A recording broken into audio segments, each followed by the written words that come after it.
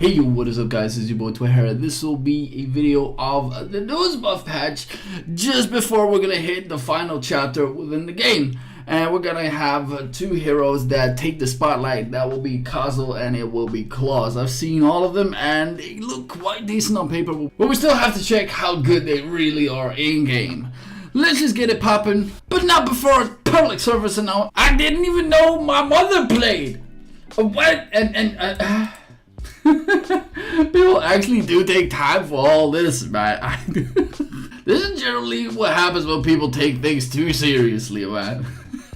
But I gotta say, looking at posts like these, man, this is too much. Like, I know I'm known to be a trash talker of sorts, but like, this is too much. Either way, before we get started on the real thing, make sure to check out the link down below. There's this massive registry page that will give you so many freebies, and you will be able to pre-register for Soulstone ticket, Lewis unique weapon ticket at 15.601 Ruby. I honestly don't even know what these Ruby numbers are, but hey, if we get them for free, I'll take it. And if you go further down below, within the newest patch that will hit, not now, but the next one, you will get a pet, another 5-star unique weapon or unique treasure ticket. And I do believe that my A2 freight is gonna take the cake because I could definitely use that jazz in Eclipse. As for one that will be coming out is Isaiah, and my dear lord, she looks gorgeous. I know there are a lot of people that have everything stored in their inventory just to A220 this lady straight off the bat. And make sure to check out this coupon code as well. If you go down below my Discord, check that one out for every single one of these free coupons that will be added to the list.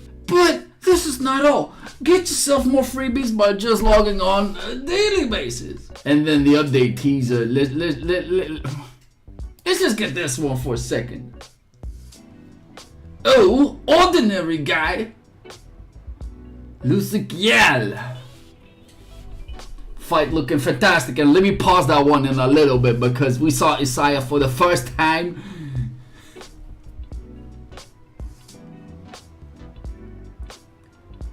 So this is gonna be an all-around battle, just everybody fighting everything.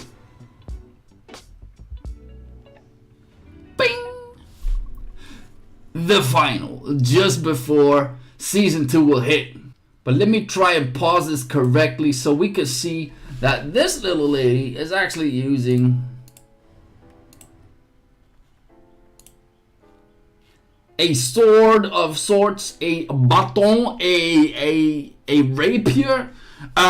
This doesn't look like a priest to me. However, we're still thinking that she's gonna be a priest, but I don't quite know. But then the patch notes, two heroes that will be buffed, starting off with Kasel. The first change that we're gonna see straight away, mana cost on S1, instead of 3, it will be 2. And when you do the proxy of God, aka S3, you will now have a bigger AoE, more knockdown in terms of seconds, so that looks quite good, and you get that stuff for free.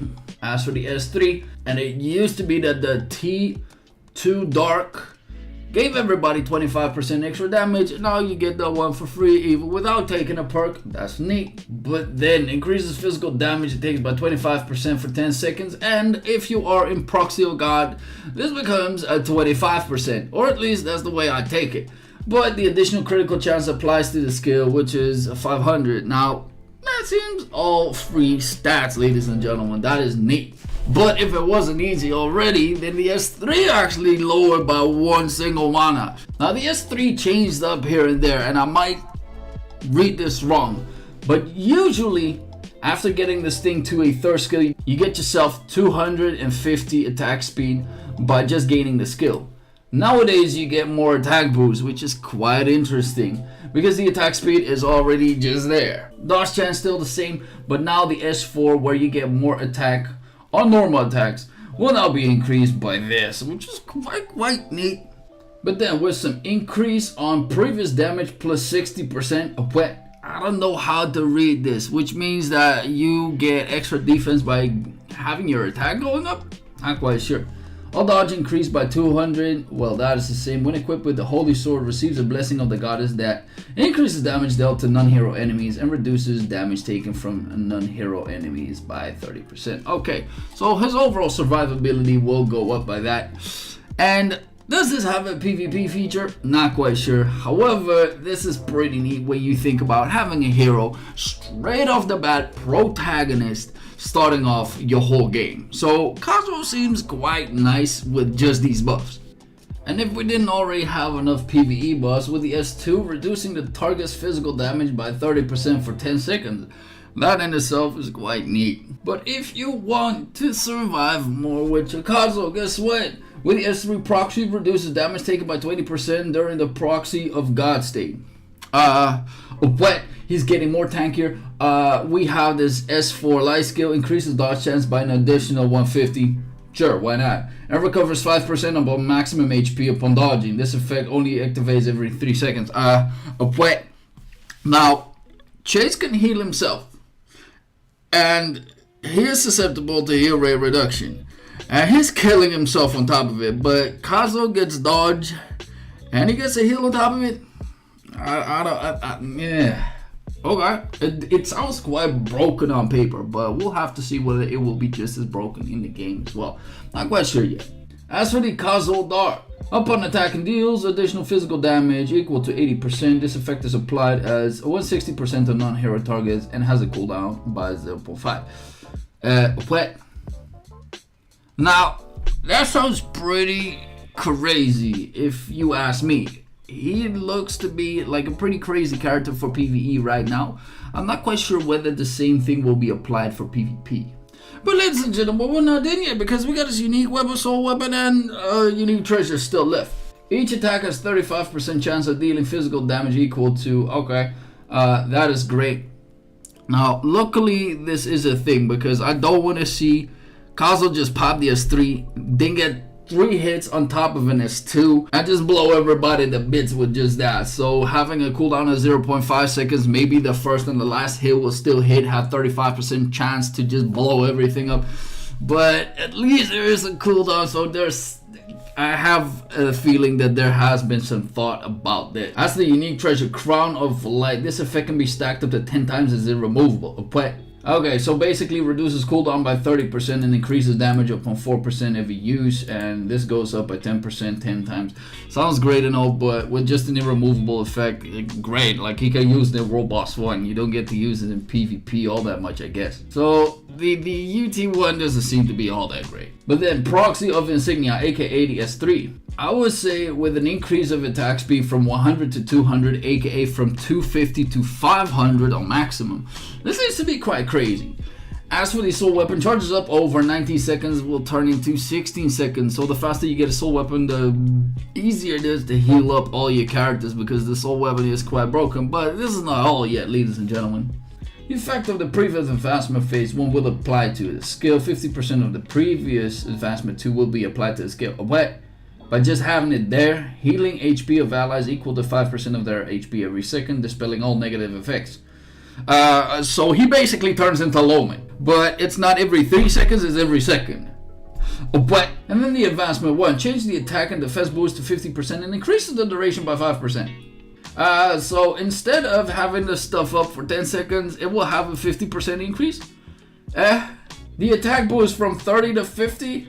But, and then advancement 2 increases damage dealt to nearby enemies by 100% and dispels positive effects from the hit enemies. They basically just put every part of a soul weapon, for what I can understand, into his A0 and then added an A1 and an A2.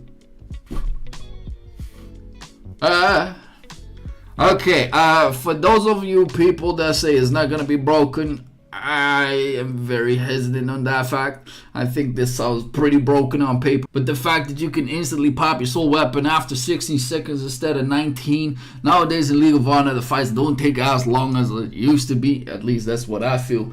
But getting yourself to the 16-second mark seems like a very easy feature to do. But moving on to Ordinary Guy, aka Claws. And I do believe this is a very nasty feature, especially for all of you beginners. So that makes Claws absolutely ridiculous. I've already read it, so let's just go over what I believe is massive. So as for the S1, you're stunning them for 5 seconds. Guess what? Instead of a 3, get a 5-second stun. Taking it. no problem. Increases damage by 25%, makes no sense. So in all fairness, I don't think the S1 really does change that much. Funny enough, the second shield strike deals physical damage proportional to Claw's P defense to enemies in range and knocks them back. Hit enemies have their all defense reduced and attack speed reduced by 30% and 500 for 20 seconds. Okay, 30% defense reduction, but not just physical, but magical as well. Okay, he's the best beginner hero ever. Respectively, when Claw successfully blocks an attack, reduces the skill's cooldown by 0.5 seconds. But then the S3, the previous Transcendence perk will be applied to the skill. Physical resistance will be increased by 300, okay, and reduces physical damage they take by 25%. Okay, this will open up another TP spot that you can put somewhere else. As for the Vow of Knights, the effects of the previous T5 perk will be applied. Excluding self is taking damage, the increased ally by whoosh. I do think it's interesting, but will we see this part in PvP? Don't think so. As to the S2 Light, takes increased physical damage for 10 seconds, increase all damage the target take by 25%. Okay, that's pretty great. So this way he can be used in the magical team as well. As for the S3, increases P-block chance by 250. Now that is crazy because this will allow him to be pretty good in Ocelot. For more than just one reason, because if we look at the S4 Light skill, increases all damage the target takes by 20% for 10 seconds. A 10-second cooldown will be applied. Okay. Sounds great and all, but at least if you block, you do more damage. This doesn't work on Ocelot, but guess what? The Claw's Dark at the beginning of each battle, each attack of all allies increased by 15%. This effect can be stacked up to 3 times and is irremovable. Yay, 45% attack free. Unfortunately, it's not non-hero damage, so is he going to be better than Glenwiz? From just this, I wouldn't say so. But then the unique weapon upon casting an active skill 3 times for 10 seconds, all allies, okay.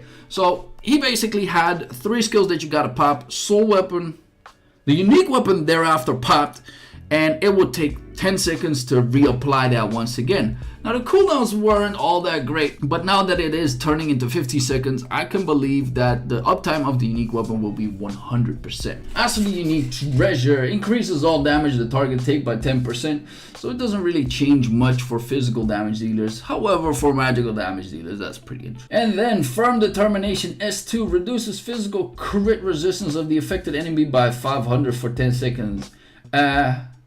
Now it becomes all critical resistance.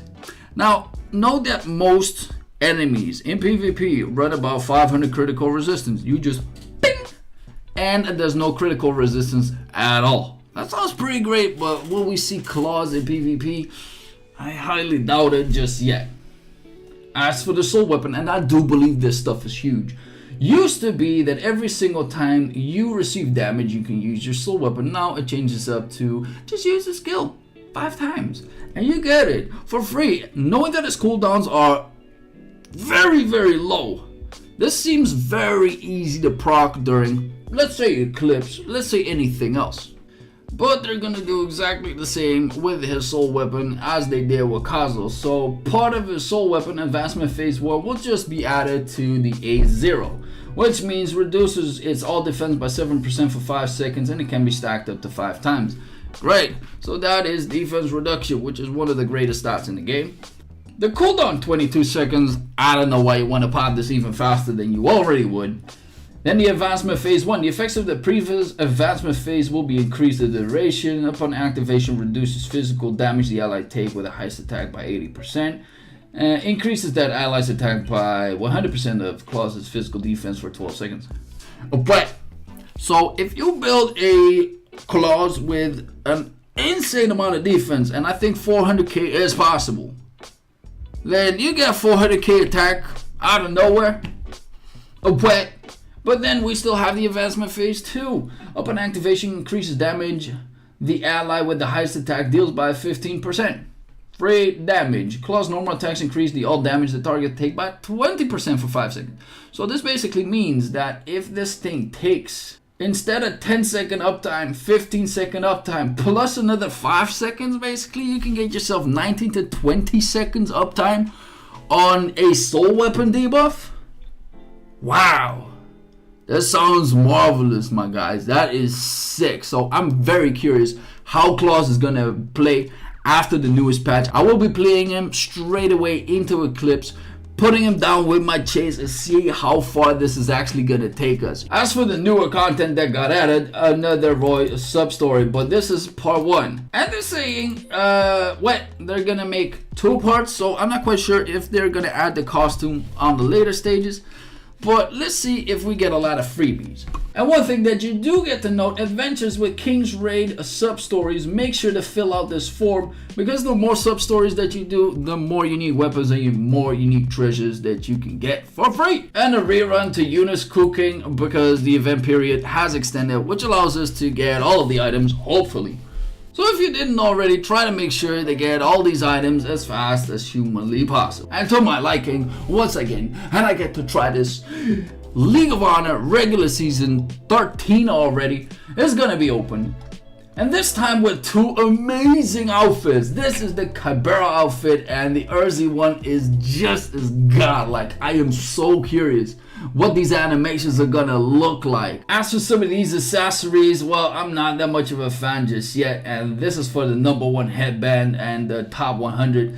Then again, coming up at the reason why this patch is gonna take as long as it does, which is 10 hours, which is a level difficulty will be lowered. Once again, chapter 8, chapter 10 will be lowered. I'm not sure how much, but whether we speedrun once again, maybe with a 5-star Kasel, we might actually just cruise through the whole game. I hope the transition from just the chapters into the rest of the end game, which is TM raids, Eclipse, Shockmares, will be more fluent, because the moment you reduce the chapters, the bigger the gap will be in the rest of the content. So hopefully it will allow people to cruise through the early game parts and then get to start with a feel for the real game, in my opinion. But then the client stabilization, they are going to do a few things. The Eclipse optimization, and I disconnected today actually on one of my teams while trying to make a video, so that video is once again postponed, because every single time that I try this one,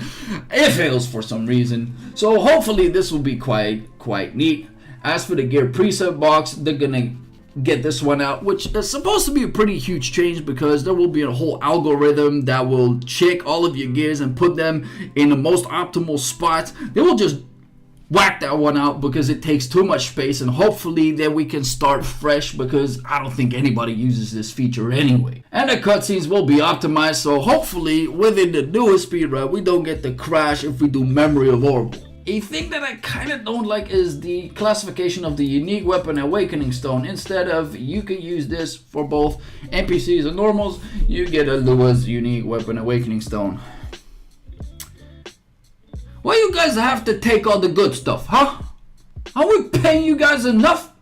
That being said, this wraps up the video. I've been rambling too much for 2 heroes and the content that has yet to come. Hopefully we will get some spoilers within the new video. Make sure to once again down into the description check all of the links. Make sure to get yourself registered for all of these freebies, and if you guys haven't already, make sure to like and sub, and I'll see you guys in the next one.